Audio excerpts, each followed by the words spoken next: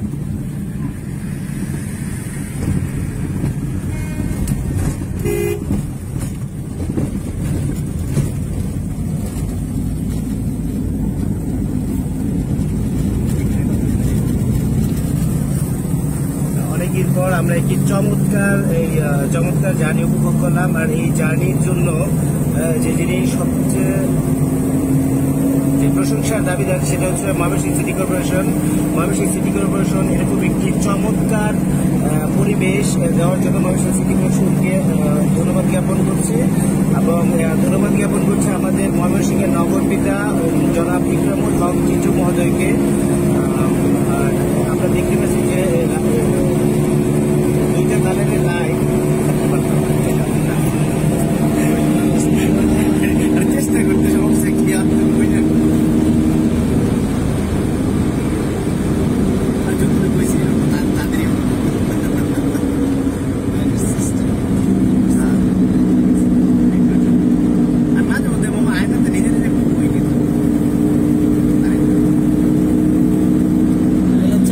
ময়মনসিংহটাকে আরো সুন্দর করা যায়। যে মানে মনে মনে এক সময় দেখতাম শুধুমাত্র, কিন্তু আসলে উদ্যোগ নিলে আরো অনেক কিছু করা সম্ভব। ময়মনসিংহে যথেষ্ট জায়গা আছে, শহরটা শুধুমাত্র এক জায়গাতে মানে সীমাবদ্ধ হয়ে গেছে। শহরটা ছড়াইয়া দিতে পারলে আরো অনেক কিছু করা যায়। আমরা চরপাড়া থেকে বেলতলি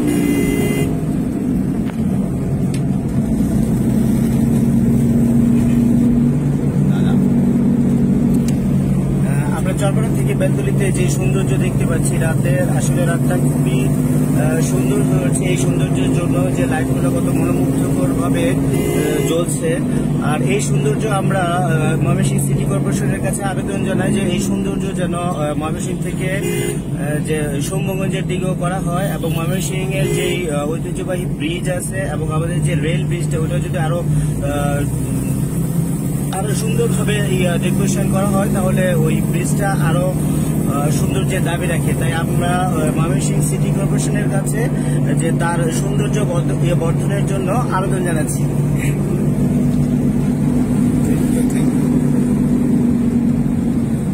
থ্যাংক ইউ। আমাদের মাঝে অনেক সুন্দর বক্তব্য দিয়েছেন আজিমুর রহমান আজিম।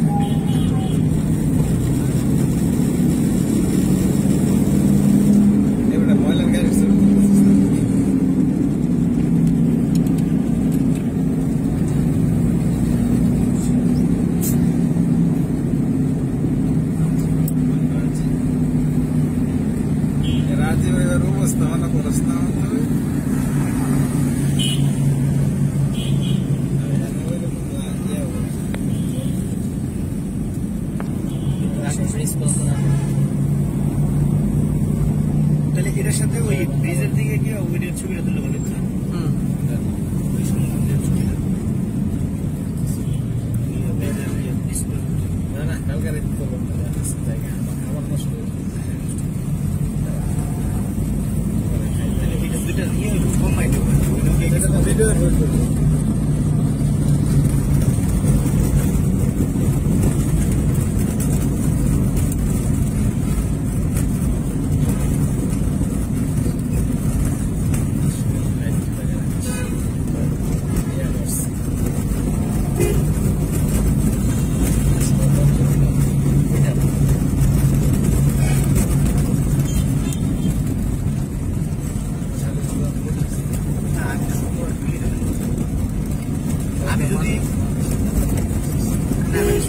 যে কোনো সময়ে আমি